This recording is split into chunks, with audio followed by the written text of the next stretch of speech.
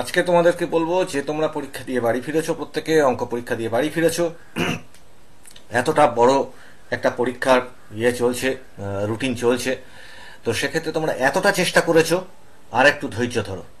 এই সময়টা কিন্তু প্রচন্ড গুরুত্বপূর্ণ। অনেক ক্ষেত্রেই হয় কি যে এই সময়টায় অনেক সময় ছাত্রছাত্রীদের মধ্যে খানিকটা ক্লান্তি আসে, কখনো কখনো আত্মসন্তুষ্টি আসে, কখনো কখনো একটু গা ছাড়া মনোভাব চলে আসতে পারে।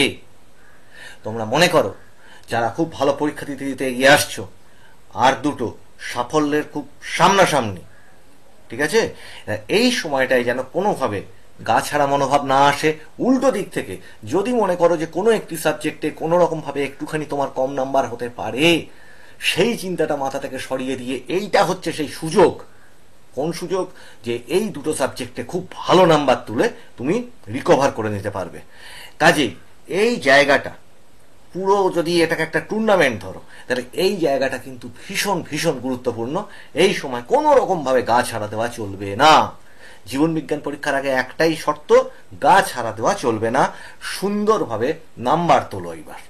এইবার স্কোরিং সাবজেক্ট, সুন্দরভাবে নাম্বার তোলো, যতটা পারো নাম্বার তুলে নিলে কি হবে, অন্য সমস্ত নাম্বার যখন সেখানে যদি 5-10 নাম্বার কমও হয়ে থাকে, এটা রিকভার করবে।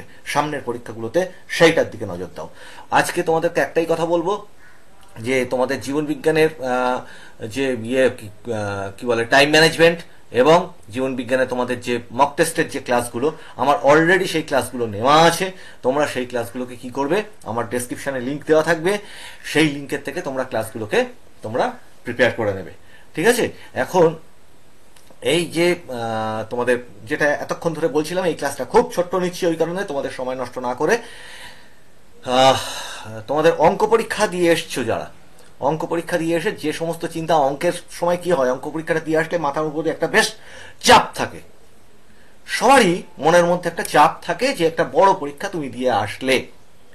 প্রথম যেটা করতে হবে, এই চাপটা তোমাকে হালকা করে ফেলতে হবে। কটা পেরেছি, কটা পারিনি, ফার্স্ট এই জিনিসটা কিন্তু তোমার পরের দুটো পরীক্ষাকে নষ্ট করে দিতে পারে।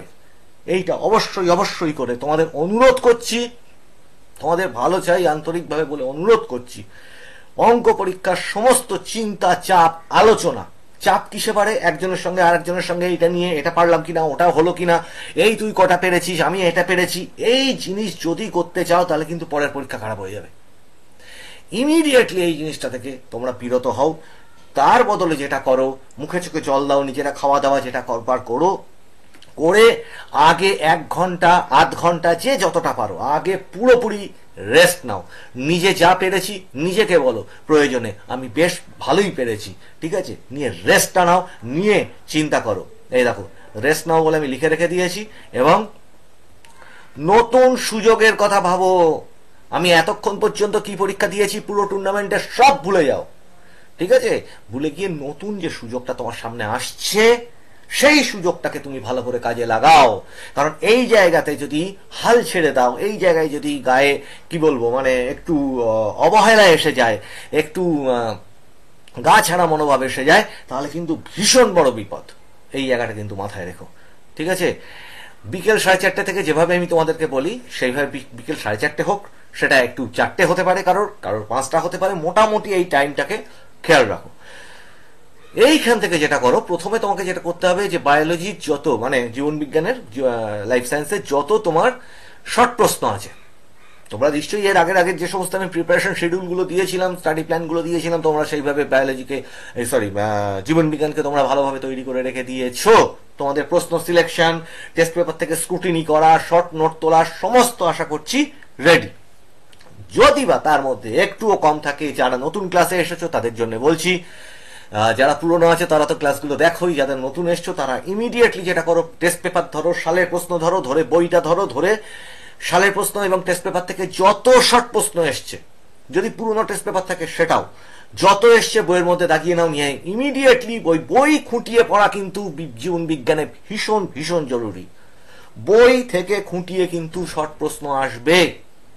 বই খুঁটিয়ে পড়লে তবে তুমি অনায়াসে বেশি নম্বর পাবে। আর মানে কি বলবো, সেই জায়গাটা যেন কোনো রকম ভাবে অবহেলা না হয়, ওইটাতে বেশি সময় দাও। আজকে শর্ট প্রশ্ন খুঁটিয়ে পড়া, বইটার খুঁটিয়ে পড়া, এইটার উপর বেশি জোর দাও। সেই জন্য বলছি তুমি প্রয়োজনে 2 ঘন্টা ধরে তুমি শর্ট প্রশ্ন রিভাইজ দাও, টেস্ট পেপারের একটা করে পাতা উল্টে বইয়ের মধ্যে সেই প্রশ্নগুলোকে মার্ক করো এবং তৈরি করে নাও। দেখছো যেটা যেটা তৈরি আছে খুব ভালো কথা, যেখানটা অসুবিধা হচ্ছে সেটা পারলে সেই জাস্ট উত্তরটা একটা খাতায় লিখে নাও, জাস্ট উত্তরটুকু একটা খাতায় লিখে নাও প্রথমবারে। এই কাজটা আমি বারবার বলছি, এই কাজটা 2বার করো। পুরো টেস্ট পেপারটা সালের প্রশ্নটা একবার পুরো বই থেকে রিভাইজ মারলে, সেই জিনিসটাকে আবার 2বার করো, মানে ওই একই কাজ 2বার করো। প্রথমবারে যে প্রশ্নগুলো উত্তরগুলো একটু লিখে নিয়েছিলে, যেটা যেটা একটু অসুবিধা হচ্ছে মনে রাখতে, সেই খাতাতে তোমার লেখা থাকলে ওইটা কি হলো, এইবার তুমি জাস্ট ওইটুকু দেখে নিচ্ছ এইটার উত্তরে এইটা অনেকটা সহজ হচ্ছে। আর যেটা করতে হবে জীবন বিজ্ঞানে সেটা হচ্ছে 6:30 থেকে, এটা ধরো তুমি 4:30 থেকে 6:30 অব্দি করলে, 7টা থেকে মানে মাঝখানে আধ ঘন্টা কি 15 মিনিটের মতো একটু ব্রেক নিও। ব্রেক নিয়ে একটু খাওয়া দাওয়া করো বা একটু ঘোরাফেরা করো, করে নিয়ে ফ্রেশ হয়ে নিয়ে এইখান থেকে শুরু করো বড় প্রশ্ন, যেগুলো বড় প্রশ্ন আছে জীবন বিজ্ঞানে। আমি তো তোমার মক টেস্টে প্লাস হচ্ছে টাইম ম্যানেজমেন্টের ক্লাসে আমি যথেষ্ট ভালোভাবে ইয়েগুলোকে আমি দেখিয়ে দিয়েছি যে কিভাবে কিভাবে তৈরি হবে, ঠিক আছে। বাবার বলছি সেই দুটো ক্লাসের লিঙ্ক কিন্তু ডেসক্রিপশনে দেওয়া থাকছে, প্রত্যেকে টাইম ম্যানেজমেন্টের ক্লাস ওখান থেকে তুলে নাও, স্ক্রিনশট দিয়ে দিয়ে ওগুলো টাইম ম্যানেজমেন্টটা নিয়ে নাও, ঠিক আছে। আর আমি এটাও চেষ্টা করব যে যদি সম্ভব হয় জীবন বিজ্ঞানের টাইম ম্যানেজমেন্টটা এর মধ্যে যদি পিডিএফটা দিয়ে দেওয়া যায় এর ডেসক্রিপশনে। আর মক টেস্ট ওটা তো অবশ্যই দেখো, ঠিক আছে। ওই দুটো ক্লাস আমি এর ডেসক্রিপশনে লিঙ্ক দিয়ে দিচ্ছি। আর এরপরে যেটা করো, এই যে তুমি বড় প্রশ্নটা রিভাইজ দিচ্ছ প্রত্যেকটা টেস্ট পেপার থেকে এবং সাল থেকে, তুমি মোটামুটি তোমাদের যাদের সিলেকশন করা আছে তারা তো অবশ্যই সেটা রিভাইজ শুরু করে দাও। আর যাদের করা নেই, টেস্ট মানে প্রথম এই ক্লাসে এসেছো তাদের জন্য বলছি যে টেস্ট পেপার এবং সালের প্রশ্ন থেকে কোনো ঘাবড়ে যাওয়ার ব্যাপার নেই, ওখান থেকে বইতে বা সহায়িকা বইতে দাগিয়ে নাও, নিয়ে সেই প্রশ্নগুলো দেখো যেগুলো তৈরি আছে, খুব ভালো কথা।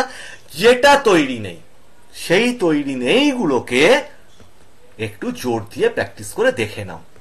এর সঙ্গে যেটা করতে হবে, 7:30 থেকে 8:30 পর্যন্ত পুরো 1 ঘন্টা ধরে যে আঁকাগুলো ইম্পর্টেন্ট, যে মানে চিত্র আঁকা, সেটাকে প্র্যাকটিস করো। আমি বারবার বলেছি চিত্র পরিষ্কার করে সুন্দরভাবে আঁকবে, 2 রকমের পেন্সিল রাখবে, একটা একটু ডিপ, একটা একটু হালকা। হালকাটা দিয়ে আঁকার পরে ডিপটা দিয়ে অল্প অল্প করে দেবে। আমি এর আগের দিন দেখিয়ে দিয়েছিলাম যে পেন্সিলের গুঁড়ো ঘষে আঙুলে রেখে সেইটা দিয়ে শেড দিতে হয়, ঠিক আছে। যদি এ সমস্ত না পারো সব ছেড়ে দাও, নিজেরা যেভাবে এতদিন আঁকা প্র্যাকটিস করেছো, ক্লাস 1 থেকে 10 পর্যন্ত উঠে আসলে, পরে মাধ্যমিকের এতগুলো পরীক্ষা দেওয়া হয়ে গেল মানে তো দারুণ তোমাদের ভিতরে এখন কনফিডেন্স আছে। তোমরা যেভাবে প্র্যাকটিস করেছো, এখন নতুন কোনো এক্সপেরিমেন্টে যেও না, যেভাবে তোমরা প্র্যাকটিস করেছো তোমরা সেইভাবেই তোমরা আঁকাটাকে প্র্যাকটিস করো। যে কটা আঁকা সিলেক্ট করেছো সে কটা আঁকাকেই তোমরা প্র্যাকটিসটা করো। আচ্ছা, এরপরে হচ্ছে 8:30 থেকে 9:30 পর্যন্ত এই যে 1 ঘন্টা পাচ্ছ, ওই প্রথম দিকে যে শর্ট প্রশ্নগুলো করেছিলে এবং এই এতক্ষণ ধরে যে বড় প্রশ্নগুলো তুমি দেখলে, তার মধ্যে থেকে ছেঁকে উঠে আসলো কোনটা কোনটা একটু ডিস্টার্ব। এই সময় একটা ফাইনাল চেক করে নাও যে কোন কোন জায়গায় তোমার একটু অসুবিধা থাকতে পারে, জাস্ট এই জায়গাটা সেটা দেখে নাও একবার করে। আর কি বলেছি, আমার ওই টাইম ম্যানেজমেন্টের ক্লাস, যারা আমার রেগুলার স্টুডেন্ট এই ক্লাসের, তারা তো সবাই জানো, নিশ্চয়ই তৈরি আছো। আমি বলেছি যে মোটামুটি মাঝারি এবং বড় প্রশ্নগুলোতে চেষ্টা করবে প্রতিটি প্রশ্নতে যদি প্রাসঙ্গিক থাকে, যে অমুক জিনিসটার একটা ছবি দিলে ভালো হয়, ঠিক আছে, তাহলে সেখানে একটা ছোট ছবি দেবে চৌকো করে। প্রশ্নটা উত্তরটা লিখছো, তার ডান দিকে একটা করে ছবি দেবে। প্রতিটা প্রশ্নের উত্তর হয়ে যাবে, একটা করে বড় স্কেল দিয়ে লাইন টেনে দেবে, খাতায় মার্জিন দেবে, খাতার রোল নাম্বার টোল নাম্বারগুলো ভালো করে মিলিয়ে লিখবে। এগুলো তো আমি প্রত্যেক ক্লাসেই বারবার বলি। আর ক্লাসে যে নিয়ম কানুন আছে, স্যারেরা যে সমস্ত নিয়ম কানুন মেনে চলতে বলবে, সেগুলো তোমরা ভালো করে মেনে চলবে। আবার বলছি যে এই ক্লাসের সঙ্গে কিন্তু মক টেস্টের ক্লাস, যেটা লাইভ মক টেস্ট ধরনের দিয়ে পুরো টাইম ম্যানেজমেন্ট দিয়ে আমি রেডি করে দিই তোমাদের একটা প্র্যাকটিস মতো করে, সেটা প্লাস হচ্ছে টাইম ম্যানেজমেন্টের একদম আলাদা, জীবন বিজ্ঞানের একদম টাইম ম্যানেজমেন্টের আলাদা ক্লাসগুলো, এই ক্লাসগুলো আমি ডেসক্রিপশনে তোমাদেরকে লিংক দিয়ে দিচ্ছি। সেই লিংকগুলো অবশ্যই ক্লিক করে দেখে নাও কোনটা কিভাবে কি করা হয়েছে। যারা দেখোনি সেই ক্লাসগুলো, আজকে তো সেই ক্লাসগুলো লাগবে, ঠিক আছে? আমি নর্মালি যেমন এই ক্লাসটা আমি ওই ক্লাসগুলো আজকে নিতাম, কিন্তু ওই ক্লাস দুটো আমার অলরেডি নেওয়া হয়ে গেছে। তোমরা যারা পুরনো স্টুডেন্ট আছো তারা অলরেডি দেখে নিয়েছো, সেটা পারলে আজকে আর একবার দেখো। আর যারা নতুন স্টুডেন্ট আছো তারাও অবশ্যই ওই টাইম ম্যানেজমেন্ট এবং মক টেস্টের ক্লাস দুটো দেখে নাও, ডেসক্রিপশনে লিঙ্ক দেওয়া থাকছে। বারবার করে বলছি, জীবন বিজ্ঞানে একটা জিনিস মাথায় রাখবে, জীবন বিজ্ঞানে টাইম ম্যানেজমেন্ট কিন্তু ভীষণ ভীষণ জরুরি। টাইম ম্যানেজমেন্টের ক্লাসটা দেখলে বুঝতে পারবে, মক টেস্টের ক্লাসটা দেখলে জীবন বিজ্ঞানের টাইম ম্যানেজমেন্ট ভীষণ জরুরি। এবং সেখানে আবার একটা কথা বলেছি, জীবন বিজ্ঞান এবং ভৌত বিজ্ঞানের প্রশ্নগুলো প্রশ্নপত্রে এমন ভাবে দেওয়া থাকে, সেটার জন্যই ওই ক্লাসটা দেখতে বলছি, এমন ভাবে দেওয়া থাকে যে ওখানেই স্টুডেন্ট ঘাবড়ে যায়।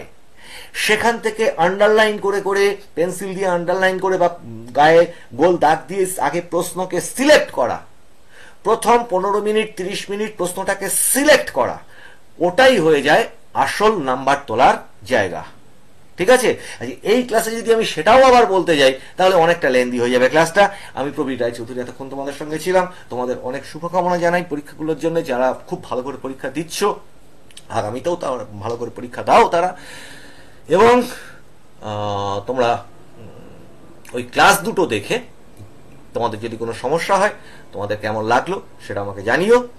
আর পরীক্ষাতে একটা জিনিস বারবার বলে দিই, দিয়ে ক্লাসটাকে শেষ করবো আজকে, সেটা হচ্ছে মনে সাহস রাখো, আনন্দ রাখো, এবং পরীক্ষার হলে কিভাবে মাথা ঠান্ডা রাখতে হয় সে সমস্ত ব্যাপারেও কিন্তু তোমাদেরকে আমি ডিটেলে অনেক ক্লাস নিয়েছি। পারলে এখন যদিও সেটা সময় নেই, কিন্তু আবার বলছি যে যদি কখনো ওই অঙ্কের ক্লাসেও যেভাবে বলেছিলাম যে একটা দুটো সহজ প্রশ্ন রেখে দেবে না লিখে, যদি কখনো দেখছো যে পুরো প্রশ্নটা ভুলে যাচ্ছ, কিছু অসুবিধা হচ্ছে, ওই প্রশ্নটা তখন লিখবে। সেটা এই ক্লাসে আর ডিটেলে বললাম না, আমি টাইম ম্যানেজমেন্টের ক্লাসে যথেষ্ট ডিটেলে বলেছি, এই ক্লাসটা অনেক লেন্দি হয়ে যাবে। এই ক্লাস এই পর্যন্ত, তোমাদের সঙ্গে দেখা হচ্ছে আবার সামনের ক্লাসে অনেক ইন্টারেস্টিং বিষয় নিয়ে। তোমরা খুব সবাই ভালো করে আন্তরিকভাবে মন দিয়ে প্রিপারেশন নাও এবং পরীক্ষা দাও। সবাই সুস্থ থেকো, ভালো থেকো।